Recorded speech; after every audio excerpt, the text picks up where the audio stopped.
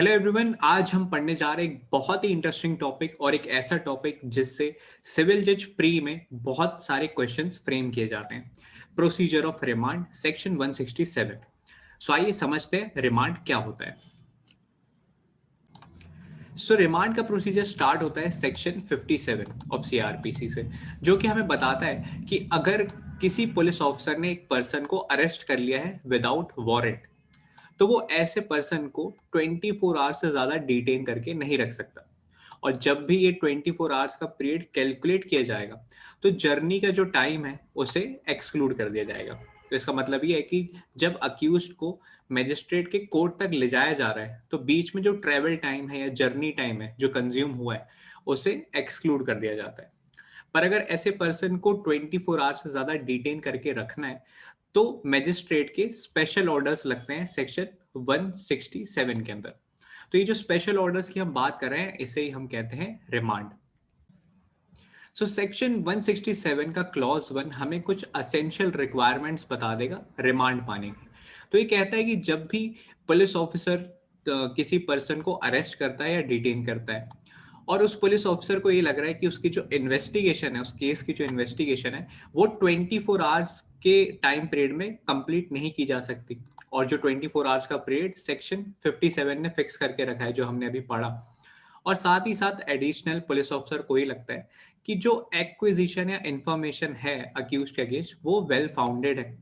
तो well founded का मतलब यहाँ पे ये है कि पुलिस ऑफिसर को ये लग रहा है कि जो आरोप अक्यूज के ऊपर लगाए गए हैं, जो एक्विजिशन लगाया गया है, तो वो वैलिड है या जस्टिफाई किया जा सकता है। तो ऐसी सिचुएशन में पुलिस ऑफिसर क्या करेगा कि डेली डायरी की एक कॉपी नियरेस्ट जुडिशियल मजिस्ट्रेट के पास भेज देगा, और साथ ही साथ उस अक्यूज पर्सन को भी मजिस्ट्रेट के पास फॉरवर्ड कर देगा, अक्यूज को भी मजिस्ट्रेट के पास भेज देगा। सो यहाँ पे हमें असेंशियल रिक्वायरमेंट्स मिल गए कि पहले तो वो पर्सन अरेस्ट कर लिया गया हो या तो डिटेन कर लिया गया हो। दूसरा ये कि उसकी इन्वेस्टिगेशन 24 आवर्स में कंप्लीट ना की गई हो। तीसरा कि जो पुलिस ऑफिसर है वो सब इंस्पेक्टर से की रैंक से कम का ना हो। और लास्ट कि जो एक्विजिशन या इंफॉर्मेशन मिली अक्यूज्ड के अगेंस्ट, वो वेल फाउंडेड हो।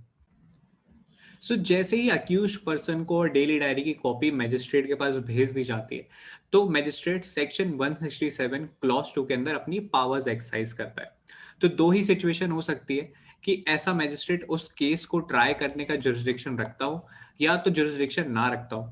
तो जब वो जुरिस्डिक्शन नहीं रखता है, तो ऐसी सिचुएशन में पहली बात कि वो फर्दर डिटेंशन के ऑर्डर दे सकता है, इसका मतलब रिमांड दे सकता है। और सेकंड ये कि अगर मजिस्ट्रेट को ये लगता है कि उस अक्यूज पर्सन को फर्दर डिटेन करना अननेसेसरी है, तो ऐसी सिचुएशन में वो उस अक्यूज पर्सन को ऐसे मजिस्ट्रेट के पास भेज देगा जो उस केस को ट्राई करने के लिए जुरिस्डिक्शन रखता हो। तो यहाँ पे मेन नोट करने वाली बात यह है कि भले ही मजिस्ट्रेट उस केस में जुरिस्डिक्शन रखता हो या ना रखता हो, दोनों सिचुएशन में वो फर्दर डिटेंशन के ऑर्डर दे सकता है, इसका मतलब रिमांड दे सकता है। तो दूसरी सिचुएशन जहां वो जुरिस्डिक्शन रखता हो, तो ऐसे केस में भी वो अक्यूज को रिमांड दे सकता है, भले ही वो पुलिस कस्टडी में दे या जुडिशियल कस्टडी में दे। और मेन सबसे ज्यादा इंपॉर्टेंट मेन बात यहाँ पे ये है कि भले ही वो जुरिस्डिक्शन रखता हो ना रखता हो, दोनों ही मजिस्ट्रेट 15 डेज से ज्यादा की रिमांड नहीं दे सकते सेक्शन 167 के अंदर। फिर अगर 15 डेज का पीरियड कंप्लीट हो जाने के बाद भी पुलिस की इन्वेस्टिगेशन कंप्लीट नहीं होती है, तो सेक्शन 167 का क्लॉज 2 के अंदर जो प्रोविजो दिया गया है, वो हमें बताता है कि पुलिस मजिस्ट्रेट से मांग करेगी कि 15 डेज से ज्यादा की रिमांड और दी जाए, और मजिस्ट्रेट को लगना चाहिए, नेसेसरी लगना चाहिए उस 15 डेज से ज्यादा की रिमांड देना, और एडिक्वेट ग्राउंड्स मजिस्ट्रेट को नजर आने चाहिए।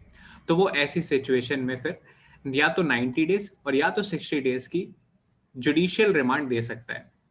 सो अगर हमें ये याद रखना है कि जब भी फर्दर रिमांड दी जाती है, मतलब 15 डेज से ज्यादा की रिमांड दी जाती है, तो ऐसी रिमांड सिर्फ जुडिशियल कस्टडी में दी जाती है, पुलिस कस्टडी में नहीं दी जा सकती। सो 90 डेज की जो रिमांड दी जाती है, वो सिर्फ ऐसे केसेस में दी जाती है जहां पे ऑफेंस जो है या तो डेथ से पनिशेबल हो, लाइफ इम्प्रिजनमेंट से पनिशेबल हो, और या तो 10 साल से ज्यादा की सजा से पनिशेबल हो। तो जब ये ऐसे हीनियस क्राइम होते हैं, तो इसमें 90 डेज की रिमांड दी जाती है फर्दर। और जो बाकी बचे दूसरे ऑफेंसेस है उसमें 60 डेज की रिमांड दी जाती है।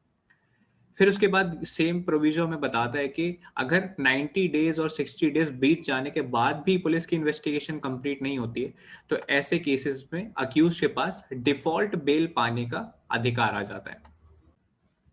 फिर सेम सेक्शन 167 हमें कुछ असेंशियल कंडीशंस बताता है, एडिशनल कंडीशन बताता है जो रिमांड देते समय फुलफिल करनी पड़ती है। तो सबसे पहले कि अगर मैजिस्ट्रेट को पुलिस कस्टडी में रिमांड देना है तो ये चीज जरूरी होती है कि अक्यूज्ड इन पर्सन प्रोड्यूस हो मैजिस्ट्रेट के सामने। सेकेंड ये कि अगर पुलिस कस्टडी में मैजिस्ट्रेट ऑफ सेकेंड क्लास को रिमांड देना है तो वो तभी दे सकता है जब हाईकोर्ट उसे स्पेशली एम्पावर करे। ओके। फिर थर्डली कि अगर कोई वुमेन है जो 18 ईयर्स से कम की एज के और उन्हें रिमांड देना है तो सिर्फ रिमांड दी जाएगी रिमांड होम में और रिकॉग्नाइज सोशल इंस्टीट्यूशंस में। और लास्ट ये कि जब मैजिस्ट्रेट रिमांड के ऑर्डर पास कर देता है तो उसे अपने ऑर्डर में रीजंस लिखने पड़ते हैं कि क्यों उन्होंने रिमांड दी और उस रिमांड की कॉपी चीफ जुडिशियल मैजिस्ट्रेट के पास भेजनी पड़ती है सेक्शन 167 क्लॉज 4 के अंदर। फिर सेक्शन 167 का क्लॉज 5 हमें बताता है कि अगर केस समन्स केस है, ओके, और फिर इस केस में जो इन्वेस्टिगेशन है वो डेट ऑफ अरेस्ट से लेकर 6 मंथ के पीरियड में कंप्लीट नहीं हुई हो तो ऐसे केसेस में क्लॉज 5 के अंदर मैजिस्ट्रेट उस केस की फर्दर इन्वेस्टिगेशन को रोकने के ऑर्डर्स दे सकता है। पर अगर पुलिस ऑफिसर ने स्पेशल रीजन शो करके या इंटरेस्ट ऑफ जस्टिस में मैजिस्ट्रेट को सेटिस्फाई कर दिया कि नहीं इस केस की जो इन्वेस्टिगेशन है वो 6 मंथ के पीरियड के बाद भी चलनी चाहिए तो मैजिस्ट्रेट फिर ऐसे केस में उस केस की इन्वेस्टिगेशन को रोकने के ऑर्डर्स नहीं देगा। और लास्टली क्लॉज 6 सेशन जज को पावर देता है कि अगर मैजिस्ट्रेट ने क्लॉज 5 के अंदर प्रोसीडिंग्स को रोकने के ऑर्डर्स पास कर चुके हैं तो वो ऐसे ऑर्डर्स को विकेट कर सकता है। इसका मतलब ये है कि सेशन जज के पास पावर है कि वो उस केस की इन्वेस्टिगेशन फिर से चालू करवा सकता है। सो ये तो बात हो गई रिमांड बाय जुडिशियल मैजिस्ट्रेट की। तो वापस चलते हैं उस स्टेज पे जहां पे पुलिस ने अक्यूज्ड को और डेली डायरी की जो रिपोर्ट है उसे नियरेस्ट जुडिशियल मैजिस्ट्रेट के पास भेजा था। तो इसी स्टेज पे मान लीजिए कि नियरेस्ट जुडिशियल मैजिस्ट्रेट अवेलेबल ही नहीं है तो ऐसी सिचुएशन में क्या होगा कि क्लॉज 2A सेक्शन 167 का क्लॉज 2A हमें बताता है कि ऐसी सिचुएशन जहां पे नियरेस्ट जुडिशियल मैजिस्ट्रेट अवेलेबल ना हो तो ऐसे ऐसे केसेस में अक्यूज्ड को और डेली डायरी की जो रिपोर्ट है उसे नियरेस्ट एग्जीक्यूटिव मैजिस्ट्रेट के पास भेज देता है।